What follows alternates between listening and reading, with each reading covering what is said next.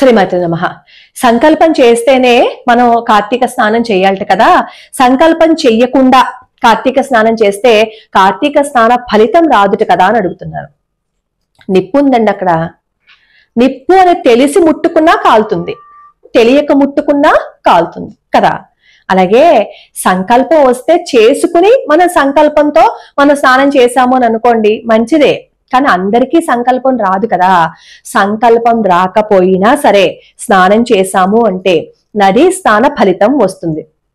మనస్ఫూర్తిగా నాకు సంకల్పం ఏం రాదు, నీతో మాట్లాడడం తప్ప నేనేం చెయ్యలేనయ్యా, నీకోసం నేను పూజ చేయటం తప్ప అని అనుకుంటూ స్నానం చేశాము అని అనుకోండి, భగవంతుడికి తెలుసు కదా, భగవంతుడికి మన భాష అర్థం అవుతుంది కదా, మన మనస్సు తెలుస్తుంది కదా. కాబట్టి సంకల్పం రాకపోయినా మీరు స్నానం చేస్తే, నదీ స్నానం చేస్తే ఫలితం వస్తుంది. ఆ భావన మనలో ఎక్కువగా ఉండాలన్నమాట. అలాగే చాలా మంది అడుగుతున్నది ఏంటంటే, మరి నదీ స్నానం చేస్తాం కదండి, మరి ఆ బట్టలు మార్చుకోలేం కదా, అక్కడ ఏమీ ఫెసిలిటీస్ లేకపోతే తడి బట్టలతోటే గుళ్ళోకి వెళ్ళొచ్చా అని అడుగుతున్నారు. తడి బట్టలతోటే గుళ్ళోకి వెళ్ళొచ్చా అంటే ఒకటి ఆలోచించండి. వెళ్ళొచ్చా వెళ్ళకూడదా అనేది పక్కన పెడితే, ఆ తడి బట్టలతో మనం దేవాలయంలోకి వెళ్ళిపోయి ప్రదక్షిణలు అవన్నీ చేసి వచ్చేసాం అనుకోండి, అవన్నీ తడిసిపోతాయి కదా. ఎవరైనా మన వెనకాల వచ్చిన వాళ్ళు జారి పడిపోతారు కదా.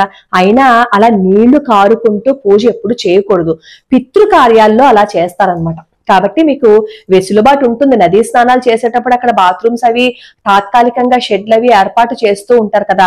లేదు అంటే శుభ్రంగా గట్టిగా పిండేసేయండి. పిండేసి జుట్టు శుభ్రంగా తుడిచేసుకుని ఆ నీళ్లు కారకుండా చూసుకుని దేవాలయంలోకి వెళ్ళి నమస్కారం చేసుకోండి. అలాగే రేపు చివరి సోమవారం రుద్రాభిషేకం చేయించుకుంటే మంచి ఫలితం ఉంటుంది. కార్తీక మాసంలో మనం ఏ పని చేసినా కూడా విశేషమైన ఫలితం ఉంటుంది అని చెప్పుకున్నాం కదా. రుద్రాభిషేకం చేయించుకోండి.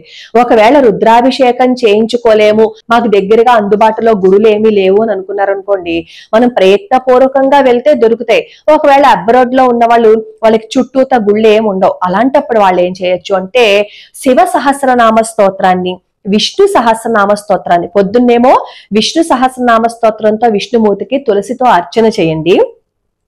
సాయంత్రం ఏమో ప్రదోష వేళలో శివ సహస్రనామ స్తోత్రంతో పరమేశ్వరుడికి బిల్వదళాలతో అర్చన చేయండి. మరి బిల్వదళాలు మాకు దొరకవు, ఏం చేయాలి? ఏమీ లేకపోతే నమస్కారం చేయండి. నమస్కారం చేయటం వచ్చు కదా, ఆ నమస్కారం చేసుకుంటూ శివ సహస్రనామ స్తోత్రం చదువుకోండి. శివ సహస్రనామ స్తోత్రం కూడా మాకు రాదు అని అనుకుంటే నమశివాయ అని పలకటం వచ్చు కదా. ఆ నమశివాయ అనే నామాన్ని ఒక అరగంట సేపు అలా కూర్చుని మనస్ఫూర్తిగా పరమేశ్వరుని ఆహ్వానించండి. అది కూడా పూజే. కాబట్టి ఈ విధానంగా మీరు రేపు పూజ చేసుకున్నారు అంటే మంచి ఫలితం ఉంటుంది. అలాగే మరి పిండి దీపారాధనలు వెలిగిస్తాం కదా, ఆ పిండి దీపారాధనని మరి మిగిలిపోతాయి కదా చివరిన, అవి ఏం చేయాలండి అని అడుగుతారు. చాలా మంది తుడిచేసి బయట పడేస్తారు. మనం భగవంతుడి కోసం వెలిగించిన దీపాలు కదా ఇవి. కాబట్టి ఏం చేస్తారంటే వాటిని నీటిలో కలిపేసి కాస్త మొక్కల్లో వేసేయండి. లేదు అంటే వాటిని అలాగే పెట్టేసాము అని అనుకోండి, ఏవైనా పక్షులు వచ్చి వాటిని తీసుకువెళ్తాయి, వాటిని తింటాయి. కానీ పిండి దీపాలు వెలిగించినప్పుడు ఆ దీపారాధన గుళ్ళో అలాగే వదిలేసి వచ్చాము అని అనుకోండి, అక్కడ గుడి తుడిచిన వాళ్ళు ఏం చేస్తున్నారంటే వాటిని తుడిచేసి శుభ్రంగా తొట్టిల్లో వేసేస్తున్నారు, బయట కుప్ప తొట్టిల్లో. ఆవులు వచ్చి విపరీతంగా దాన్ని తినేయటం వల్ల ఆవులకి మంచి జరగదు, పాపం వాటికి అనారోగ్యం చేస్తుంది. అది ఒక్కటి ఆలోచించండి. ఎందుకంటే మనకి పుణ్యం రావాలి అని చేసే ఏ పనైనా సరే ఇంకొకరికి హాని కలిగించకూడదు, ఇంకొకరికి బాధ కలిగించకూడదు. అలాగే ఉసిరికాయలు అవన్నీ ఏం చేయాలని అడుగుతున్నారు. ఉసిరి దీపాలు వెలిగించిన తర్వాత ఒకవేళ మీకు అది తినాలి అని అనిపిస్తే తినచ్చు. లేదు అంటే వాటిని మీరు మొక్కల్లో వేసేశారు అని అనుకోండి, వచ్చే సంవత్సరం అన్నీ అవుతాయంటే మొక్కలైపోతాయి. మొక్కలైనప్పుడు కార్తీక మాసంలో మీరు ఈ బిల్వదళాలను గాని, అలాగే ఈ తులసి మొక్కలను గాని, ఉసిరి మొక్కలను గాని దానం చేశారు అని అనుకోండి, అంటే ఇంకొకరికి ఇచ్చారు అనుకోండి, అది ఎంత మంచి ఫలితాన్ని ఇస్తుంది. పుణ్యానికి పుణ్యము, ఈ ఉసిరి మొక్కలని వాటిని మనం ఎక్కువగా పెంచినట్లు అవుతుంది, ఇంకొకరికి మనం ఇచ్చినట్లు అవుతుంది కదా. వాళ్ళు ఎవరు వెతుక్కోవాల్సిన అవసరం లేకుండా ఒకవేళ ఉపయోగించుకుంటే ఉపయోగించుకోండి, లేదంటే ఇలా మొక్కల కింద వేసేయండి. లేదు అంటే వాటిని శుభ్రంగా చెక్కు తీసేసి కొబ్బరి నూనెలో మరిగించేసాము అని అనుకోండి, అవి కొబ్బరి నూనె అయిపోతుంది కదా, చక్కగా తలకి రాసుకోవచ్చు. చాలా మంచిది కూడా ఉసిరి నూనె తలకి రాసుకుంటే. అలాగే ఈ కొబ్బరి చిప్పల్లో దీపారాధన వెలిగించినప్పుడు కొబ్బరి చిప్పల్ని వాడుకోవచ్చా? పొద్దున్న వెలిగించాలా సాయంత్రం వెలిగించాలా అని అడుగుతున్నారు. పొద్దున్నే వెలిగించాలి కొబ్బరి చిప్పల్లో దీపాలని. మీరు పొద్దున్న వెలిగించిన తర్వాత ఒకవేళ అది నూనె వాసన నెయ్యి వాసన రాకుండా ఉంటే వాటిని వాడుకోవచ్చు. లేదంటే శుభ్రంగా వాటిని ముక్కల కింద చేసేసి బయట ఆరు బయట వేసేసాం అనుకోండి, చీమలో లేదు అంటే ఏ కాకులో వస్తాయి, వాటిని తినేస్తాయి. కాకపోతే ఎవరు తొక్కకుండా ఉండే చోట వేయండి. లేదు అంటే ఆ కొబ్బరి ముక్కలని చక్కగా నూనెకి ఉపయోగించుకోవచ్చు. ఈ మధ్య ఈ కొబ్బరి నూనెని దేవుడికి కొట్టిన కొబ్బరి ముక్కలని దేవుడికి వాడకూడదు అని చెప్పి అంటున్నారండి. ఈ కొబ్బరి ముక్కలన్నీ బోల్డ్ ఉండిపోయాయి, మేము ఏం చెయ్యాలి అని చెప్పి అడుగుతున్నారు. కొబ్బరి నూనెని శుభ్రంగా ఉపయోగించుకోవచ్చు, దేవుడికి తప్పేం లేదు. నాకు ఈ విషయం పండితులే చెప్పారు. నేను ఏ విషయం చెప్పినా నా సొంత మాటలు చెప్పను, నా సొంతంగా వచ్చిన మాటలు అసలు చెప్పను. అలాగే ఈ కొబ్బరి చిప్ప విషయానికి వచ్చి ఎండు చిప్పలోనే పెట్టాలట కదా, మీరు కొబ్బరి చిప్పలో పచ్చి దాంట్లో ఎందుకు చెప్తున్నారు అని అడిగారు. నేను ఇది పద్మ పురాణంలో చూశాను. పద్మ పురాణంలో ఆ విషయాలు చెప్పినవన్నీ అది అథెంటిక్ గానే ఉన్నాయి, ఏవి కల్పితము కాదు, ఎవరు కల్పించి చెప్పినవి కూడా కాదు. కాబట్టి ఏది చెప్పినా నేను శాస్త్ర ప్రకారంగానే చెప్తాను.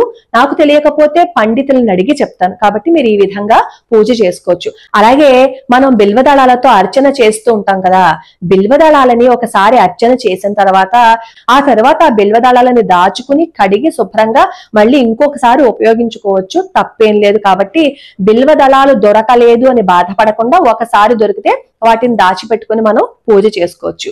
అలానే బ్రాహ్మణులకి స్వయం పాకం ఏమి ఇవ్వాలి అని చెప్పి అడుగుతున్నారు. బ్రాహ్మణులకి స్వయం పాకంలో అన్ని ఇవ్వాలి, ఏది ఇది ఇవ్వకూడదు అని ఉండదు. ఒక్క ఉల్లి వెల్లుల్లి తప్ప మిగతావన్నీ కూడా బ్రాహ్మణులకి ఇవ్వండి. అలాగే దీపదానం ఎలా చెయ్యాలి అని అడుగుతున్నారు. దీపదానం మీ స్తోమత, పిండి దీపారాధన చేస్తారో లేదు అంటే ఇత్తడి దీపంలో దీపం వెలిగించి దానం చేస్తారో అది మీ స్తోమత అన్నమాట. అది ఇచ్చేటప్పుడు ఏం చెయ్యాలి అంటే మీరు దక్షిణని కూడా సమర్పణ చెయ్యాలి. అలాగే వాళ్ళు ఎలా సమర్పణ చెయ్యాలి, ఏ శ్లోకం చదవాలి అనేది వాళ్ళు చెప్తారు. కాబట్టి వాళ్ళు చెప్పిన విధానాన్ని మనం అనుసరించి వాళ్ళు చెప్పిన విధంగా మనం చేస్తే దీపదానం వాళ్ళు తీసుకుంటారు. దీపదానం ఇచ్చిన ఫలితం కూడా మనకు ఉంటుంది. ఏదైనా సరే శ్రద్ధగా భక్తిగా ఇవ్వాలి. అలాగే నదీ స్నానం చేసేటప్పుడు ముందు ఇంట్లో స్నానం చేసే వెళ్ళాలా అని అడుగుతున్నారు. అవును, ఇంట్లో స్నానం చేసే వెళ్ళాలి, పాచి బట్టలతో వెళ్ళకూడదు. హాయిగా ఇంట్లో చక్కగా స్నానం చేసి అప్పుడు మళ్ళీ నదిలో స్నానం చేయాలి. 5వ రోజు మేము కార్తీక సోమవారం నాడు పూజ చేసుకోవచ్చా అని అడుగుతున్నారు. 5వ రోజు అయితే ఎటువంటి ఇబ్బంది లేకుండా ఉంటే కార్తీక సోమవారం నాడు పూజ చేసుకోవచ్చు. ఒకవేళ ఏదైనా ఇబ్బంది ఉంది అని అనుకుంటే పంచగవ్య ప్రాసనం చేసుకుని పూజ చేసుకోవచ్చు. అది కూడా 10 రోజుల లోపునే మనకి బ్లీడింగ్ అయింది అని అనుకోండి, మనం పూజ చేసుకోవచ్చు పంచగవ్య ప్రాసన చేసి. కానీ 10 రోజుల తర్వాత కూడా ఇంకా ఇబ్బంది ఉంది అని అనుకుంటే అప్పుడు పూజ చేయకూడదు. అది మళ్ళీ దోషం కిందే మనం చూడాలి. ఇంకేమైనా ప్రశ్నలకి సమాధానం కావాలి అని అనుకుంటే కింద కామెంట్ లో పెడితే ఆ కామెంట్లకు కూడా నేను సమాధానం చెప్పే ప్రయత్నం చేస్తాను. లోకా సమస్తా సుఖినో భవంతు, సర్వే జనా సుఖినో భవంతు.